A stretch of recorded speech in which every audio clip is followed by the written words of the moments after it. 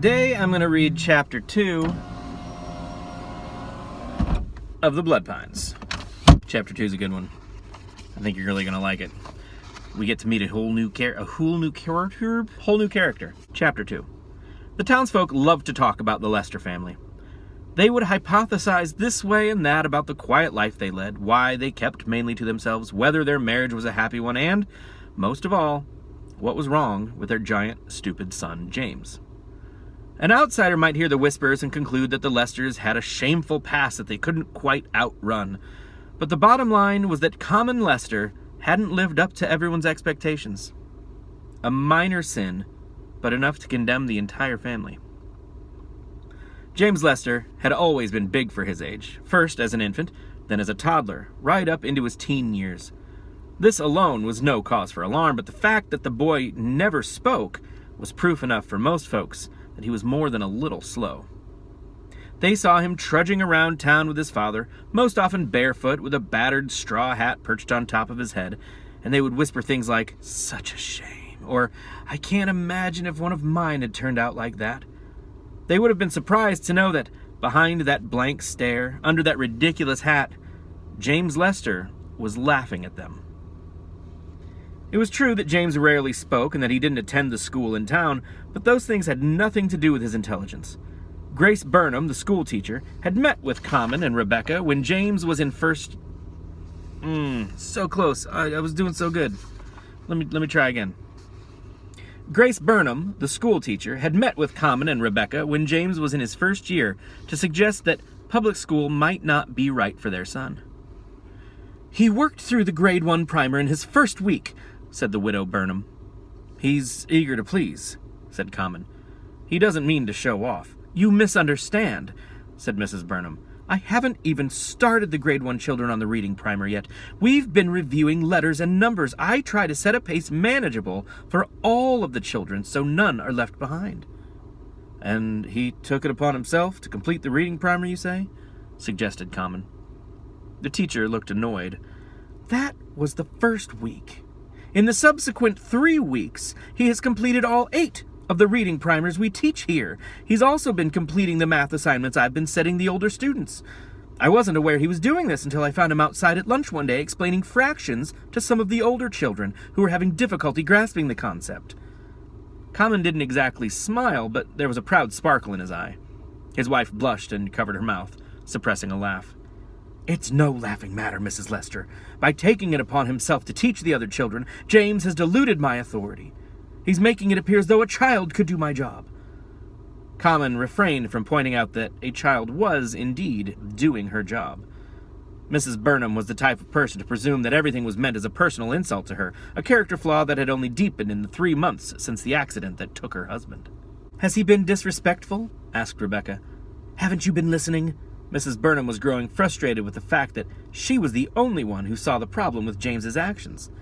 "I set age-appropriate assignments, and by completing the advanced coursework, he's making it clear that he has no respect for my authority or expertise. Furthermore, by teaching them himself, he has demonstrated to the other students that I am an inferior educator." "Well, it sounds to me like he's just helping his classmates. I don't know if I'd qualify that as an act of disrespect," said Common. "Mr. Lester, I appreciate all you've done for my son and I, but I do not feel that I can continue teaching your son." She paused, collected herself, and said, "It isn't a question of his behavior. He's beyond me. I have nothing left to teach him. He reads as well as anyone, myself included. He instinctively grasps mathematical concepts more advanced than I have ever taught." "But it's been a month. He's only been going to school for a month," cried Rebecca. "Mrs. Lester," said Mrs. Burnham, "the other children have already noticed that his intelligence far surpasses their own. Some of them are resentful. There has been some teasing. None of it as vicious as..." Her voice broke. "None of it as vicious as that directed toward my own son, but I fear it won't be long before it escalates to that level." Rebecca leaned forward and clasped Mrs. Burnham's trembling hand in hers, mother to mother. Common said calmly, "James can deal with bullies. That's no reason to end his education." Mrs. Burnham looked bitterly at him. You think this is education? There's nothing left for him to learn. Send the boy off to a private school. Get him near a library. Give him access to an observatory with a telescope. He'll be a great man, Mr. Lester, but not if you keep him here. It was clear to Common that Grace Burnham, though prudish and eager to take offense, also genuinely wanted the best for her students. Her suggestion that James be sent to learn elsewhere had nothing to do with a personal grievance and everything to do with the boy's potential. Thank you, Grace. Common stood and tilted his head toward his friend's widow. It's warm. I need air. Reading is so hard. That was nearly 7 years ago. Common had not sent his son off to a private school, but instead ordered crates and crates of books on every subject and watched over the next several years as the boy devoured every word. Common enjoyed having his son around. It seasoned his days. The two of them spent their days working the farm, repairing fences and roofs, and tending to the animals, and spent their evenings reading, studying, and sharing ideas. Common was amazed by some of the things James said while they sat around the kitchen table, baffled, but amazed. He understood right away why Grace Burnham had been upset. Folks don't like being made to feel inferior, and it was impossible to talk to James and not feel a little bit stupid. It never bothered Common, though. His strengths lay elsewhere. One night, James had gone off to bed, and Rebecca was returning books to the shelves Common had built next to the fireplace. She looked at her husband sitting beside the fire. His face was aglow, and he looked satisfied and serene. You know, I don't think I've ever met a father who likes his son nearly as much as you like yours, she said. I doubt there's ever been a son as likable, Common replied. It's not just that. You're different when he's around. It's almost like you're a boy again. It's how you were when you and Abner used to... Stop, Becca. Common's voice was soft, sharp. The serenity gave way to grief. I'm sorry, said Rebecca. I didn't mean to open old wounds. James enjoyed learning from home far more than he enjoyed learning at school. He loved the hard work of farm life, and he loved reading every night, learning history and geography and biology, and he loved puzzles. He loved figuring out problems that had no immediate solutions. When a storm blew through and they lost a long section of fence, Common entrusted James with the repairs. He tackled the job enthusiastically, and to make the job more challenging, he opted to complete it without using any conventional tools. Darby Frewer and Gerald Bickle, two farmers whose properties met along the edge of the Lester property, saw him lumbering out to the backfield to mend the fence, empty-handed. They were leaning over their own shared fence that morning, chatting about the weather. Forgetting something, James? Darby called out. James grinned at him, never breaking stride. Your tools, dummy! Shouted Gerald. Both men busted up. You forgot your tools! Can't fix a fence without tools! He just nodded and went on grinning with the sound of laughter ringing out behind him. That sort of thing happened often.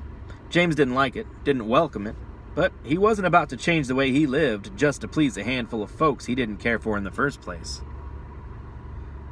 It was the day before Jubilee. Common Lester stepped out into the yard next to James, who was surveying the horizon. Morning, James. Morning, Pa. What's the situation with the fence? Coming along. Last quarter mile shouldn't take long. 2 days, James. I want it done in 2 days. Sure thing, Pa. Common looked sideways at his son, wondering if he'd been harboring any inclination to go for the Bloodpines. If the boy took his tools with him to finish the fence, the job would be done in a day, and Common would know that James was planning on taking the walk. If he went empty-handed, then no walk. Of course, he thought, there was no rule that he had to start for the Bloodpines on any particular day, and the boy was only 14. He had 3 more years to make the trip. Some boys preferred to wait until they were older and stronger before setting off on the dangerous road. Dangerous. That probably wasn't the right word.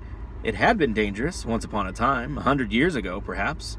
But there was no road back then. No first night campsite, no big baskets of food left for the travelers. That was back when the trip meant something, back when the boys all came back changed. Now it was just a big show. Nobody expected the boys to come back with a Bloodpine. It was a fool's errand, and everyone knew it. They would walk along in a big tumbling group, hatchets hanging from their belts, shiny and new, and they would arrive at the watchtower, made from the last of the Bloodpines, and one of them would climb to the top, looked through the ancient spyglass across the sea of petrified bloodpine stumps, and then announced to the group that there were no pines to be had. The return trip was a free-for-all, a race back to town where they would be welcomed and fed heartily like the men they now were. In the weeks that followed, the boys who had made the trip would take jobs and begin apprenticeships. They were men now, and they would work like men. That, Common thought, might be the only part of the walk that makes any sense. Common didn't think much of the rite of passage. It meant nothing anymore. He was sad to think that a boy's self-worth, his concept of manhood, might hinge on such a ridiculous notion as the walk to the Bloodpines. It was a formality, but to the folks in town it meant everything. If James failed to make the journey, he would be judged harshly, even more so than he already was. People placed value on such silly things. Common watched James walk with long, easy strides across the field to where the day's work waited. The boy went empty-handed. He had decided not to make the walk to the Bloodpines. Not this year, anyway. Okay, now we're going to do a thing where it's called a flashback.